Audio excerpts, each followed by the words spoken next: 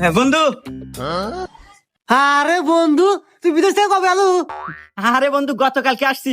আজকে শুনলাম বলে তুই বিয়ে করছু, না পারে আজকে তোর হাতে একটু দেখা করবে আসলাম। তুই ভালো করছু। আর তুই আগে বয়, তোর হাতে কতদিন ধরে আলাপ করি না রে।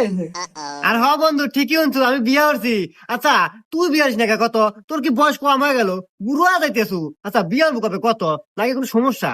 না রে দোস্ত, সমস্যা কিছুই না, আমার এই মনে কষ্ট আছে। শোন, আমি বিদেশ যাওয়ার আগে একটা মেয়ের সাথে আমার সম্পর্ক হয়েছিল, তার সাথে আমার সবকিছু হয়ে গেছে। তারপরে ওই মেয়েটা আমাকে আলু মালু বুঝে বিদেশ পাঠাইলো। বিদেশ যায়া কামাই গাজি করছি আর অক দিছি। ও একবারে সবকিছু আমার টিয়া পয়সা খায়া দোস্ত আর এক ছেলে বিয়ে হয়ে নিয়ে ঘর সংসার করতেছে।